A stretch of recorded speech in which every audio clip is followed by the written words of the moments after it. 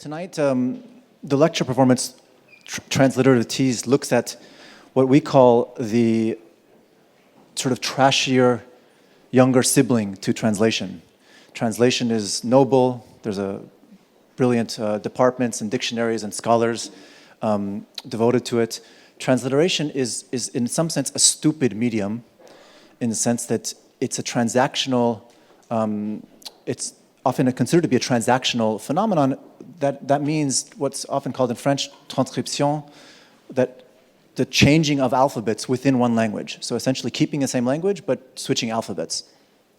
And this need to ask sort of stupid questions to smart subject matter is something which we'll do this evening, because transliteration really is a kind of almost a kind of stubborn, resistant to not only translation, but to the very idea of its own script. Because if translation is considered to be some kind of linguistic hospitality, whereby we invite the other into our language and we expropriate ourselves into the language of the other, then transliteration is much more akin to a transvestism of a language. Now, for those of you who are familiar with our practice, we're a little bit quite obsessed with a figure called Mulla Nasruddin. And Mulla Nasruddin is considered to be this figure here. He's a 12th century wise fool that was the equivalent in let's say everywhere. He exists everywhere Muslims have historically existed. That is, from Croatia all the way to China, and down to Sudan and Somalia. He is the equivalent, I guess, in Muslim culture, or to a pan-Islamic culture, of the Brothers Grimm or La Fontaine's fables. That is, you impart stories of wisdom, of relativism, of perspective, ethics, through this kind of wise fool, Mulla Nasruddin. And a typical Nasruddin story is somebody's on one side of the river and yells to Mulla Nasruddin, how do I get to the other side of the river? And Nasruddin answers, you are on the other side of the river. So very, very first degree humor, but behind which there's obviously depth to that sort of superficial stubbornness in some sense. Now, Nasruddin was also, not to be mistaken with, the mascot of a satirical journal called Mulla Nasruddin, published between 1906 and 1930, first in Tbilisi, then in Baku, then in Tabriz shortly in northern Iran, and then finally in Baku. It's an Azerbaijani journal. It's arguably the most important publication or periodical of the Muslim world of the 20th century, in the sense that it was read from India all the way to Morocco. And it was largely illustrated, funny enough, illustrated by ethnic Germans living in the Caucasus, these kind of German citizen subjects of the Russian Empire. And it was very progressive, sort of arguing for equal rights for women, against clericalism, against fundamentalism. The reason why I mentioned Mulla Nasruddin is this is really where we first became interested in transliteration, because as you'll see further, on the pages of Mulla Nasruddin, you have the same language but three different scripts. We translated the book, the magazine. We took a selection of, let's say, 200-odd illustrations, caricatures, and just translated the legends into English for the first time in 2011, and it's in its second edition currently. This is a kind of typical Mulla Nasruddin illustration, a Muslim man, Muslim meaning Azerbaijani in this context, beating his wife, and the same man being beaten by his Russian lover. So, sort of showing the double standard vis-a-vis women, in the region, vis-a-vis Christian women and Muslim women. But more importantly to tonight's propos was really what Mulla Nasruddin did in terms of language. It not only established Azerbaijani or Azeri as an official language, because until that point, anybody who published in Baku or in Turkish, a Turkic language, would either publish in Turkish, that is Ottoman Istanbul Turkish, or in Russian, because most of Turkic subjects have historically, or at least in the past 300 years, 200 years, lived under Russian rule. So here you have an Azeri man having his tongue cut off on the left and being replaced with a Russian tongue, and students on the right asking their teacher, why do we need another tongue? We already have our own tongue. Now, if you'll notice here, we have three different scripts of the same language. On the bottom here, Latin. On the top, Mulla Nasruddin in Arabic script, and in the middle, Mulla Nasruddin in Cyrillic. Why? Because Trotsky's idea originally, that Lenin then adopted and Stalin implemented, was that to revolutionize the East, to modernize the East, meaning the Muslims, the Soviets had to create a rupture between the Arabic alphabet and these cultures. These were not Arabic-speaking cultures; they were Turkic-speaking largely, but they used the Arabic script, right? So the idea was that if you separate them from the Quran and Islam, they will then be more easily amenable to modernizing. This is not purely some. In the end, in the Soviet Union, it only happened in cases of Muslim subjects, but there was even talk in the early days of Latinizing Russian as well. Why? Because Latin was considered to be a more global, secular, popular script, and the Cyrillic still had the remnants for some Soviets of not only imperialism, but Orthodox faith as well. Because what alphabets essentially do is we think of alphabets, or people here obviously not, but let's say generally people think about alphabets as innocent language forms or sort of graphemes, but of course they are accompaniments of empire. Latin with the rise of Christianity and secularism later, Cyrillic with the rise of Orthodox faith, and then Bolshevism in the 20th century, and of course Arabic with the rise of Islam. So here you have three different scripts. Why? Because until 1929 the idea was to Latinize, so the scripts were Latinized of all the Turkic subjects, Kyrgyz, Kazakhs, Uzbeks, Azeris, Dagestanis, etc. And then 10 years later, they were Cyrillicized, because in the interim, Ataturk had Latinized Turkish, and there was this fear of pan-Turkism by Stalin. So imagine taking all your books out again, Cyrillicizing everything, and 1991 comes around, and most of these countries opt to Latinize, back to Latin. So you have a situation where three different generations speak the same language, but they can't read or write the same book or letter. So you become, in some senses, an immigrant within your own language. Right? Now, of course, a further addendum to this is that when the scripts were Latinized or Cyrillicized, they were done in different ways for each people or nation state so that they couldn't be mutually intelligible. So this is all the different letters J in Tajik, Uzbek, Kazakh. And I said everybody's Turkic speaking, but actually the Tajiks were Persian speaking, but everybody else was essentially Turkic speaking. But this is all the same phoneme with a different grapheme. Again, so that these different nations could not, let's say, assemble against the regime. Now, the Turkic subjects of the Soviet Union, what's always fascinated me is that if you look at the Turkic peoples, they really were never under, of course, Ottoman rule, and they were never really under Chinese rule, with the exception of Xinjiang, which we'll talk a little bit about. But most of them were, of course, historically under Russian or Soviet rule. And these are the Turkic languages here.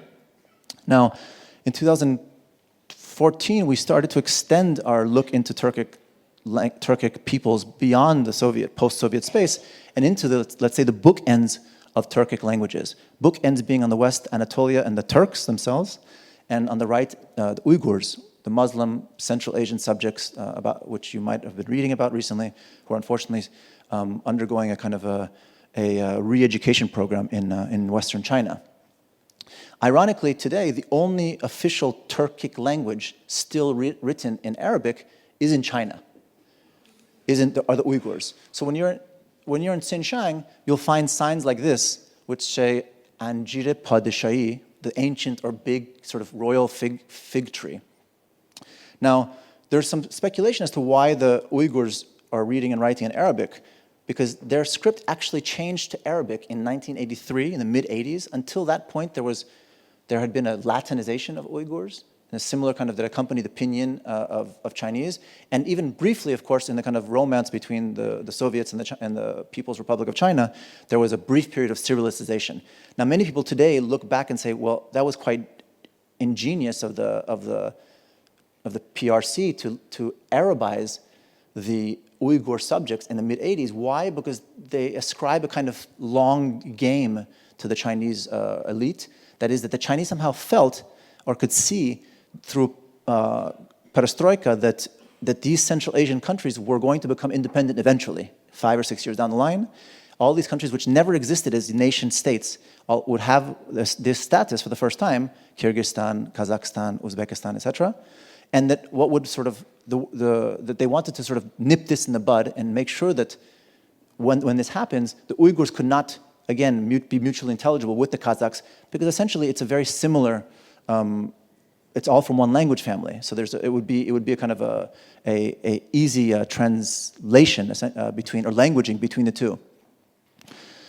Now, the most famous case of script changes, of course, is Ataturk's script changes of the Turkish Ottoman alphabet in 1928, what was called the Dil Devrimi. This language revolution, though, what's fascinating is that in a relatively short period of time, 80-odd years, what is, I guess, 90-odd years now, since 1928, it's an open and shut case. That is, you won't, even the most sort of batshit crazy Salafist in Turkey today is not arguing for the return of the Arabic alphabet. And that's pretty remarkable for a nation of that size and of a relatively recent date. Now, beyond the ideological intentions, of course, to put to hitch the destiny of Turkey onto that of the West, that is the choice to Latinize, there was another reason as well, maybe a more valid reason, if there is such a thing linguistically, a more objective reason to some extent, is that the Turkish language has 8 vowels, or Turkic languages have between 8 and 9 vowels, and Arabic can only accommodate 3 of these vowels. If you're familiar with Arabic or Persian script, there's only 3 vowels, and then the rest are diacritics. And especially the vowels like ö and ü, which look like the German sort of umlauts that you see here, with the O and 2 dots, and the U and the umlaut in front. Those, there's no way to, well, there is a way, but it's a very relatively recent fabricated way to express those sounds in the Arabic script. Now, ironically, the Pan-Turkists that preceded Ataturk, there was actually some strength to the fact that Ottoman Turkish, the Arabic script, was imprecise, because in that imprecision, there was an ability, of course, for the different Turkic peoples to all read and write the same script. Whereas as soon as you sort of become too precise, then the Kazakh has his way of writing something, the Uzbek has her way of writing something, and the Turk their way of writing something. So it becomes, this imprecision actually can be a cover of some sort. Now, one of the sounds that was lost in this change of scripts was, because not only do you add sounds, but you lose certain sounds as well. The Turks used to have 2 N's. One N, which is a normal N, like Nancy, Niyahat, Nimals, and then there was another N, which is pronounced like this, So try pronouncing It's pretty sexy as a sound, but also, for me, it's very Asian sounding, if I can say that. What I mean by that is that, I don't mean that in a kind of Orientalizing way. I mean like a gong, I don't mean that. I mean that if you go to a Chinese restaurant and you want to order water spinach, you have to order choy. And if you look on Wikipedia and you put people with the first name written NG, there are more than 1 million Chinese people named NG, right? There's a in Vietnamese, it's a last name, for example, So it's not a coincidence that Ataturk decided of all the sounds that this is going to sort of be left by the wayside, was left alone. Now, it's a very common sound as well, of course. If you've been to Istanbul or Turkey, you know very common words like si, deniz, used to be dangiz. And of course, as you speak Turkic from east to west, from Uyghurs all the way to Anatolia, the Turkic language becomes more and more in the front of the mouth, and moves from the throat to the mouth, to the lips.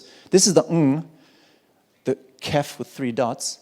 Now, there was also a very interesting study that İlker Ayturk at Birkent University did, where he basically compares why certain script changes are successful and others aren't. Because there was a push to also Latinize Hebrew. As you're well aware, Hebrew as a non-liturgical language has a relatively recent history.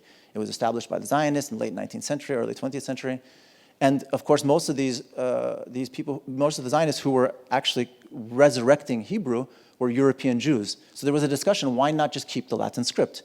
And of course, the criterion by which İlker Ayturk says a script conversion is successful or not is that, 1, you have to have an inferiority complex vis-a-vis the script you're changing to. Number 1, that's a kind of bare minimum. European Jews didn't have this. Turks in the 1920s did after the First World War. Second, of course, is a level of literacy. Sort of, let's say, Zionist Jews in Israel were 30% literate, whereas Turks in Anatolia in the 1920s were 6% literate. Now,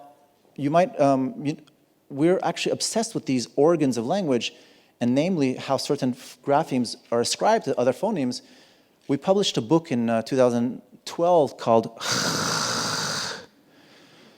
Now, it's about the sound kh and the different, as a kind of sacred phoneme across the Arabic, Cyrillic, and Latin script. I used to think that the kh is a kind of anti-imperialist phoneme because Americans and English can't pronounce it. But actually, that doesn't work because the Dutch are the exception to that rule. So that's so much for that. But the kh is, of course, unlike most phonemes, is not made or is not pronounced by pushing air through the throat. It's pronounced by cutting that air. So it's a blockage of air, right? It's a fricative, and even more sort of fricative than that. So here you can see the three khs, the Hebrew chet, the Cyrillic x, and the kh in Arabic. And even more glottal stop is the qaf. Now, qaf, the Soviets didn't have the qaf, so when they changed the alphabets, transliterated the alphabets, or created sometimes alphabets for languages, like the Kyrgyz or the Uzbeks, they had to create graphemes because the qaf exists in Arabic. You can see this in the middle here, right here. The qaf, there's even a chapter in the Quran called qaf. There's a mystical mountain, the kind of the Sufi version of nirvana is called qaf. On the left you see the qaf in Hebrew, but the Russians didn't have a qaf, right? So the qaf is a K with a kind of descender.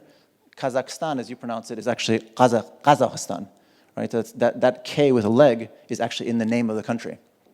Now, Khlebnikov is somebody who we discussed in this book because Khlebnikov was also obsessed with this sort of what he called the transrational potential of language. Zaum means across or beyond reason, and how language is, of course, as much an obscuring mechanism as it is a revelatory one. And his theory of Zaum includes what he calls an inner declension of words. So it goes against, sort of flies in the face of Saussurian linguistics. He says that basically there's a kind of agency to letters, that each letter preceding another letter has a certain responsibility vis-a-vis, a kind of spatial agency vis-a-vis the other letters that preceded or succeeded. So he would take the example of khlam in Russian being junk, and that if you change the L to an R, you sublimate it, you sort of sublime it, and it becomes khram, so shrine. Khlebnikov was really the kind of emo guy of futurism. Those of you who are not familiar with Khlebnikov, you probably know Mayakovsky. He was the jock, broad-shouldered, sort of, very eager to put his language in the service of power, like many jocks. And Khlebnikov was really the guy in the corner, wearing black. That's why he was called a Russian dervish, because he sort of arrived through the Caucasus to the Caspian in disheveled clothes, and sort of supported the very short-lived Soviet Socialist Republic of Gilan on Iranian territory. Now, what's the stupidity of transliteration is very important because it's not only about taking high things and making it low, but sometimes taking low things and making it high. I don't know if this qualifies as a bava, Sandeep. We're going to talk about it in a second. But those of you who are familiar with sort of college humor in the United States, if you've ever had that misfortune of being on a campus in the United States, you've seen these kinds of humor. It's taking a very important existential question, to be or not to be, and it's making it essentially a question of consumption, to beer or not to beer. Now, if Olga drinks a beer or doesn't drink a beer, it really makes no difference. So the challenge is, how can we return the existential gravitas of to be or not to be to beer or not to beer? Well, one way to do that is if you transliterate it into Arabic, the script of Islam, it becomes, again, that thing, because for a Muslim to drink a beer or not to drink a beer is not just a question of consumption. It's a question of identity, of belonging, of community, and etc. So it's a kind of a re-upping of the ante in some sense. Now, I want to end with a recent sort of series of investigations about a very curious tradition, mystical, antinomian tradition called Hurufism. Hurufism essentially means alphabetism or lettrisme, but it's not lettrisme that you think of, the French 20th century thing. Hurufism was started in the 14th century by a mystic named Fazlallah Astarabadi, who was from northern Iran, and he believed that there was a correspondence between the visible world and the divine, between language and metalanguage, and this correspondence was vis-a-vis the letters of the Arabic alphabet and the features of the face and the body. So talking about facializing language this is in a very literal sense. So Astarabadi basically came up looked at the Arabic alphabet and the Persian alphabet. This is the Arabic alphabet, 28 letters, and the Persian alphabet has 4 extra letters: the j, the g, the p, and the ch. Sorry. So that's why you can't say chai. In Arabic countries, you say shai, right, if you want to drink tea. So he found that he basically said that there's a correspondence between what he calls language and metalanguage. That he said that these words, these alphabets, these letters are words essentially. So 28 letters plus 4 Persian letters here: the ch, j, p, and g. And in these letters, he then found that a kind of very intricate numerological system of 28 plus 32. So if you follow me here, the earth is divided into 360 degrees, which is 6 times 28 plus 32. The human body is said in the Quran to contain 360 bones. Time is measured by hours, each of which equals 28 plus 32. But more importantly is what he basically distilled, this idea of facial features and facial hair. And we're very interested in facial hair because we've done a series of work on monobrows and how monobrows are another kind of epiphenomenon between sort of Eastern and Western cultures. But he basically distills this into what he calls the maternal lines, the qutut omiyeh, that number 7, 4 eyelashes, 2 eyebrows, and the hairline.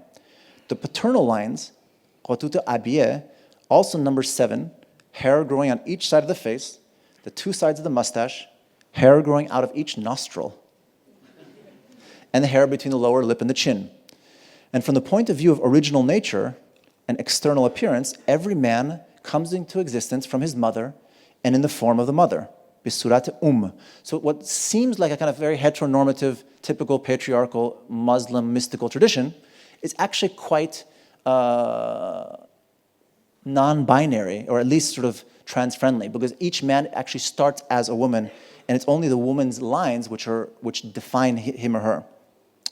So during the night of heavenly ascension, you can see this actually here, Ali in the face on the right, the eyes are the Ain, Al, and the E, and here's Fazl, and the translations underneath. So he basically says that during the night of heavenly ascension, the messenger contemplated the presence of unity in the form of a beardless youth. That is to say, in the form of the original nature of the mother of the book, al-Kitab. That is why God showed himself in the form of a youth. And this is why the prophet said, I saw my Lord in the form of a beardless youth, and in the most beautiful form, that is, the form of youth which corresponds to the original nature of the mother. This means that he bears the science of the mother on his face and not the science of the father. Now, I don't know how I'm doing with time. I think about 5 minutes or so? Yeah? Then I think we can go into the last little bit, which is about German, fun part about German transliteration.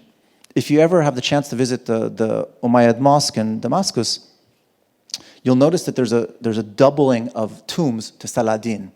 There's a tomb on the left, the tomb on the right, which was made for the very famous warrior who pardoned his prisoners of war, his Christian during the Crusades. And this, recently we did a cycle of work called Made in Germany, Germany spelled D-S-C-H, not Germany with a G, because we realized that actually Germany's relationship to the Muslim world is quite particular, especially if you compare it to the French, the English, or the Russians. Not only because Germany entered into the imperial game quite late, but for other reasons as well, as we know today, contemporary reasons. But enter they did, and in 1898, the Kaiser Wilhelm traveled to the Holy Land, to Jerusalem, and raised his glass to the 300 million Muslims around the world, a glass of wine, which shows how much he understood Islam, of course, and said, we, Germany, are your friends. Rise up against your powers, and we will be on your side. And 20 years later, during the First World War, there was a jihad declared by the Ottoman Sultan in 1915, and this jihad was sort of considered to be engineered between the Germans and the Ottomans. And this jihad was on the side of certain infidels, so on the side of the Germans and Austro-Hungarians and the Ottomans, but against other infidels, so against the French, the English, and the Russians. And during this, the idea was rise up again, Muslim subjects of these countries, rise up and the Axis powers will be on your side, will support you. And the most curious piece of this puzzle was not the mosque that was built, the first functioning mosque. So it says a lot, it's quite poetic in a perverse way, but the first functioning mosque on German land was built for a prisoner of war camp in Zunsdorf. So for the Muslim subjects that were caught during the First World War, it was a kind of propaganda showpiece camp. They were treated very well, apparently. They had a mosque that was built for them. There was a halal food served. People were able to play games. This is about 70 kilometers, I think, outside of Berlin. Ironically, where the largest processing centers for migrants were established in 2015. But the most curious piece of this puzzle is the journal called Jihad. This was published by the Nachrichtenstelle für den Orient by Max von Oppenheim, and the idea was to set the East aflame, was to tell Muslims to rise up, and thus it was published in the languages of Muslim subjects. Arabic, here you can see Russian on the right, Arabic on the left, Urdu, and what was called Turco-Tatarish. And the reason, of course, being that most Muslim people in the early 20th century were living under colonial occupation of the Entente powers, that is, the Russians, the English, or the French. But what we got stuck on was the way that jihad is written. Not only is this maybe the first case, at least in the modern era, of a Western country instrumentalizing political Islam for its own ends, but the way that jihad was written was really what got stuck in our throat. So jihad is written D-S-C-H, right? That's a mouthful for one phoneme. Why? Because the irony is there's no j in German, so you have to create the j. So how do you create the j? You write D-S-C-H. Now, we decided to look in the Duden, the kind of Larousse of the German language, the Oxford English Dictionary, the official dictionary, for other words that have D-S-C-H. Because I was fascinated. What other words in German are written D-S-C-H? And it really reads like a greatest hits of Orientalism, right? This is it. My favorite, of course, is Dschungelfieber on the bottom. Germans definitely suffer from Dschungelfieber. At least their celebrities do. I don't know about the rest of them. But the reason why, I mean, this is all speculation, of course, but the only reason I can find for the DSCH is that because it's a way of identifying a word as fundamentally foreign. Because when you're going to buy jeans in Germany, they don't write Levi's jeans, DSCH, right? Or if you go to a hotel and you order a gin and tonic, it's not written gin and tonic, DSCHINN. That would be a very different thing. It would be a gin and tonic, like a spirit who serves you the tonic. But it wouldn't be a gin and tonic that you think of. And of course, when this jihad was declared in 1915, the first thing that the English did was they declared this jihad to be a jihad made in Germany. Now, there's a lot of ways that I can find of criticizing something, but made in Germany is not the first thing that comes to mind. What does that mean, a jihad made in Germany? Does that mean it's highly engineered to last like 25 years? It costs more than another kind of jihad, but it'll give you better dividends or returns? I'm not entirely sure. So I will end with a quote from Marshall McLuhan about the Greek myth about the alphabet was that Cadmus, reputedly the king who introduced the phonetic letters into Greece, sowed the dragon's teeth, and they sprang up as armed men. Languages are filled with testimony to the grasping, devouring power and precision of teeth. That the power of letters as agents of aggressive order and precision should be expressed as extensions of the dragon's teeth is natural and fitting. Letters are not only like teeth visually, but their power to put teeth into the business of empire building is manifest in our Western history. Thank you very much.